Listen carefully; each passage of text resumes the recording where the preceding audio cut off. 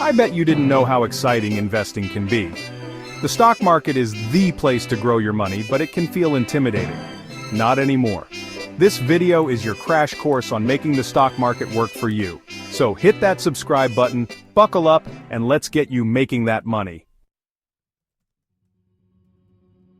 Before we dive into picking winning stocks, let's break down what the stock market actually. Imagine a giant online marketplace where you're buying tiny pieces of ownership in companies. These pieces are called stocks or shares. Think about a company like Apple. When you buy Apple stock, you're essentially becoming a tiny part owner of Apple. As Apple makes more money, your stock becomes more valuable. Now, the stock market is where all this buying and selling of stocks happens. The biggest players are the New York Stock Exchange, NYSE, and the NASDAQ. These exchanges are bustling centers where millions of shares change hands daily. Companies from every industry imaginable are listed on these exchanges. And to make sense of it all, stocks are grouped into different sectors. You've got technology, healthcare, energy, financials, and more.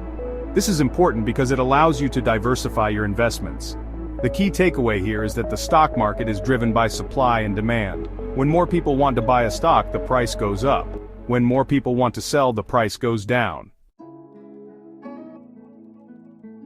Ready to jump into the stock market? It's easier than ever to get started. The first thing you need is a brokerage account. Think of this like your online portal to the stock market. There are tons of brokerage platforms out there, each with their own pros and cons. You've got beginner-friendly options like Robinhood, or more established players like Trade and Fidelity. Once you've set up your account and linked it to your bank, you're ready to start buying stocks. But hold on, before you go throwing your money at the next hot stock tip, let's talk about research. Remember, investing isn't gambling, it's about owning a piece of businesses you believe in. So, do your homework. Look into a company's financials, check out their management team, understand their products and services, and think about their long-term growth potential. There are tons of resources available to help you research stocks. Websites like Yahoo Finance, Google Finance, and even the brokerage platforms themselves offer a wealth of information. You can look at things like a company's revenue, earnings, debt levels, and more. One crucial metric to understand is the price-to-earnings ratio, or PE ratio. This tells you how much you're paying for every dollar of a company's earnings. A high PE ratio could mean the stock is overvalued, while a low PE ratio might indicate an undervalued opportunity. Another important metric is earnings per share, or EPS. This shows you how much profit a company is making for each outstanding share of stock. Generally, you want to see companies with consistent earnings growth over time. Now, when it comes to investing strategies, there are two main approaches. You've got long-term investing, which is all about buying solid companies and holding on to them for years. Then you've got day trading, which involves buying and selling stocks within the same day, trying to capitalize on small price fluctuations. Ready to start building your stock portfolio? With thousands of companies to choose from, where do you begin? Don't worry, I've got you covered. As a beginner, it's best to stick with well-established, financially sound companies that have a proven track record of success. One great option is to invest in blue-chip stocks. These are the big, household names that have been around for decades and are known for their stability and consistent performance. Think companies like Apple, Microsoft, Coca-Cola, Johnson & Johnson. These are the giants of the corporate world, and they offer a level of security that's perfect for new investors. Another solid strategy is to invest in index funds. Instead of picking individual stocks, you're essentially buying a basket of stocks that tracks a specific market index, like the S&P 500. The S&P 500 is made up of the 500 largest publicly traded U.S. companies, so you're getting instant diversification and exposure to a wide range of industries. One popular S&P 500 ETF is SPY. ETFs, or exchange-traded funds, are like mutual funds, but they trade on stock exchanges just like regular stocks. By investing in SPY, you're essentially buying a tiny piece of all 500 companies in the S&P 500. It's a simple and effective way to track the overall market performance. If you're looking for passive income, dividend stocks are another great option. These are companies that pay out a portion of their profits to shareholders on a regular basis, typically quarterly. Think of it like getting paid just for owning the stock. Some well-known dividend payers include companies like Coca-Cola, Johnson & Johnson, Procter & Gamble, and AT&T. These companies have a long history of paying dividends, and they can provide a steady stream of income for your portfolio. Now, while it's important to diversify your investments, there are certain types of stocks that beginners should generally avoid. Penny stocks, for example, are extremely volatile and risky. These are stocks that trade for less than $1 per share, and they're often associated with small, unproven companies. You'll also want to avoid highly volatile stocks in general, especially if you're just starting out. These are stocks that experience large price swings, and they can be very unpredictable. It's best to stick with more stable, established companies until you have a better understanding of the market. And finally, I would advise against short-term trading, especially for beginners.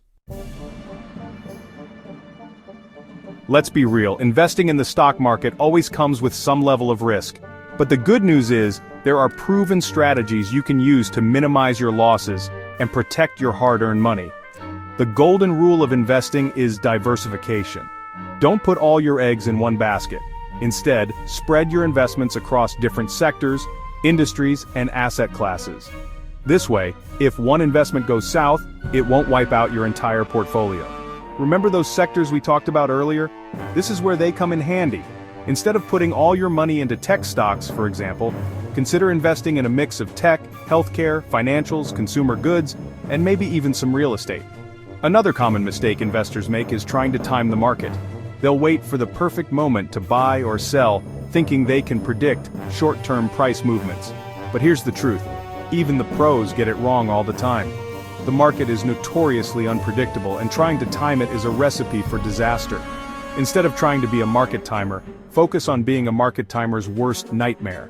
Embrace the power of dollar-cost averaging. This simple yet effective strategy involves investing a fixed amount of money at regular intervals, regardless of what the market is doing. For example, let's say you decide to invest $500 every month into the S&P 500.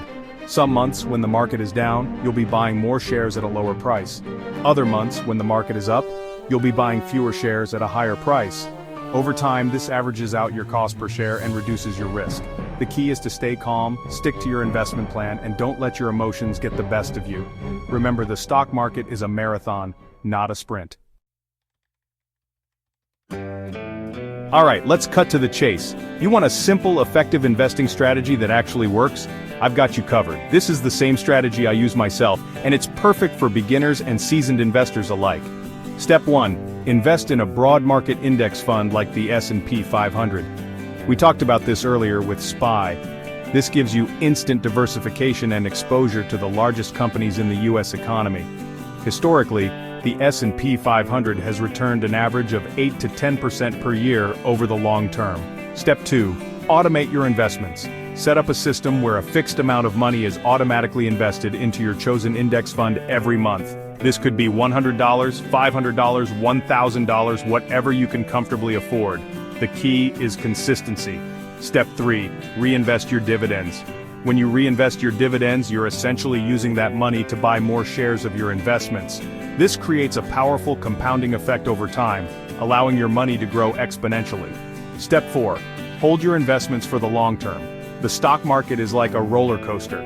There will be ups and downs, twists and turns, but over the long term, the market has always trended upwards. By holding on to your investments for years, even decades, you're giving yourself the best chance to ride out any short-term volatility and come out ahead. And that's a wrap. Now you have a solid understanding of how the stock market works and how to start investing like a pro. Remember, the key is to start small, stay consistent, and think long-term. If you found this video helpful, hit that like button and subscribe for more finance tips and tricks. Until next time, stay informed, stay invested, and keep crushing it.